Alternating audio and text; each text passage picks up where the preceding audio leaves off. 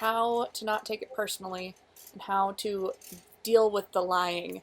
As anyone who's been in a relationship or loved someone or been family members or friends with someone who struggled with addiction, you know that one of the very common traits of someone who struggles with addiction is lying, and that is something that I hear more than anything else, as far as asking questions of like trying to get advice of what to do about it.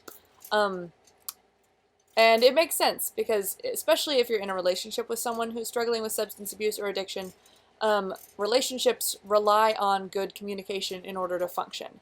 But what if one person is struggling to communicate?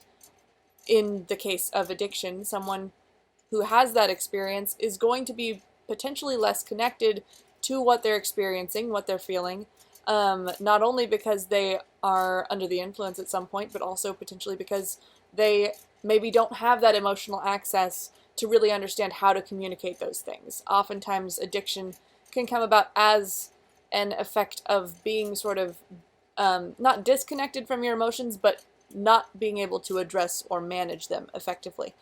Lying can be a coping mechanism. It can be something that you've learned from very early in life that gets you through the experience that you're having. It gets you through it without getting in trouble. It gets you through it without meeting too much resistance or too many problems that may compound or make your pain or your intense or negative emotional experience worse than it already is. The larger part of an effective communication or being an effective communicator is listening, right?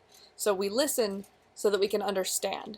So behind listening to someone needs to be an intent and a willingness to understand the perspective of that person, what they're going through, what needs are they trying to fulfill with what they're saying or doing. And even if someone may not be telling you something on the surface that is factual, you can still listen to what they're saying. You can listen to the origin or what might be behind that, as far as, okay, well, they're saying this and I know it's not true. Why do they feel the need to say this? Listen to that. Listen to the reason. Listen to their intent.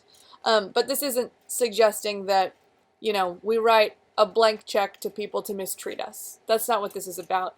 This is about tuning in to the person you're interacting with, paying attention to them more than you're paying attention to what you might think is maybe an ulterior motive, or what you might be trying to like suss out as, is this dangerous? If we can turn off the fear and turn on the ear, I've never said that before, that's the cheesiest thing I've ever said, but it rhymes, it might stick in your brain. Turn off the fear and turn on the ear, and try to listen to what the person's saying, instead of finding opportunities to feel threatened by what they're doing or saying.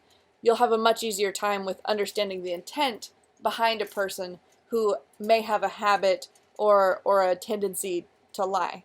This video is specifically for people coping with who they know to be good people who are doing things that are not working.